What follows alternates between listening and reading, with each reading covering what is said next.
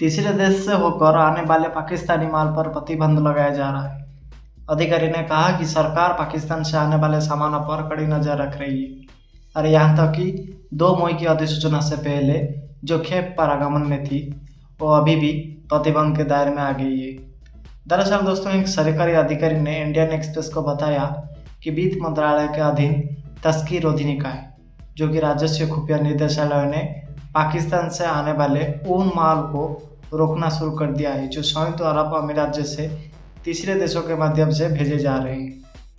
पहलगाम आतंकवादी हमले के मद्देनजर में वाणिज्य एवं उद्योग मंत्रालय द्वारा 2 मई को जारी अधिसूचना के अनुसार सीमा शुल्क अधिकारियों द्वारा की गई जांच में भूति पाकिस्तान से आने वाले या वहां से निर्यात होने वाले सभी सामानों के आयात और पारागमन पर सरकार द्वारा तत्काल प्रतिबंध लगाने के बाद ये की गई है।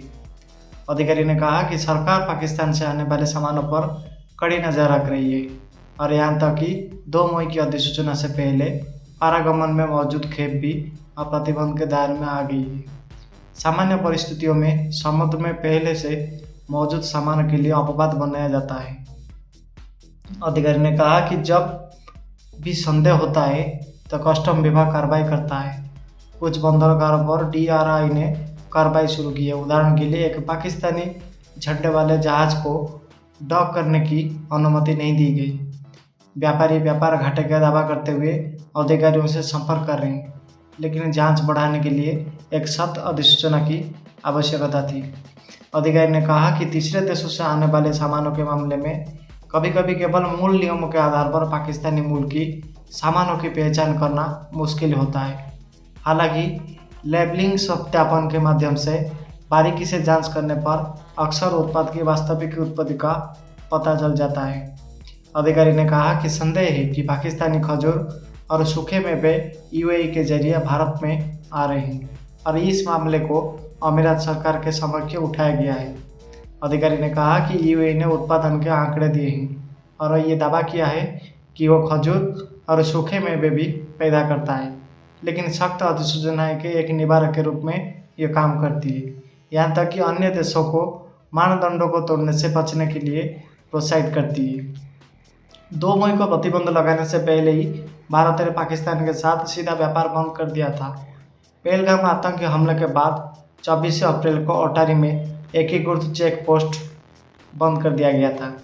इसी कदम से भारत और पाकिस्तान के बीच 3,886 करोड़ रुपए का सीमा पर व्यापार रोकने की उम्मीद थी। ग्लोबल ट्रेड रिसर्च यूनिवर्सिटी के अनुमान के अनुसार लगभग $10 बिलियन मूल्य का भारतीय सामान ट्रांसशिपमेंट अब मांगों के माध्यम से पाकिस्तान पहुंचता है।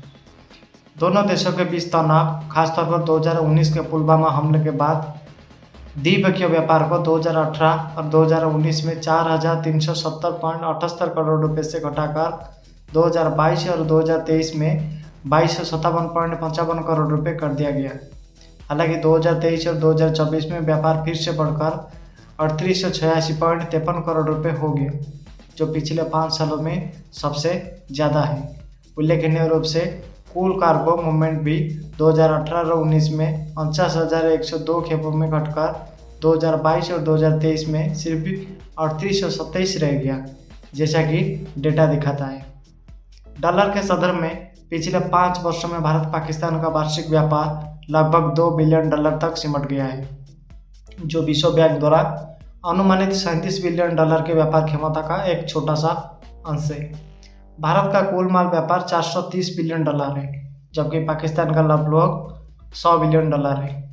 व्यापार पर अंकुश लगाना 1990 के दशक से उत्तरार्ध से एक महत्वपूर्ण बदलाव को दर्शाता है, जब भारत ने 1996 में पाकिस्तान को सबसे पसंदीदा राष्ट्र का दर्जा देकर द्विपक्षीय व्यापार को बढ़ावा देने की पहल की थी, जिससे व्यापार की मात्रा में उछाल आया। हालांकि पाकिस्तान ने कभी भी भारत को समान दर्जा देकर जवाब नहीं दिया। 2019 में भारत ने पुलवामा आतंकवादी हमले के बाद पाकिस्तान का MFN का दर्जा रद्द कर दिया था।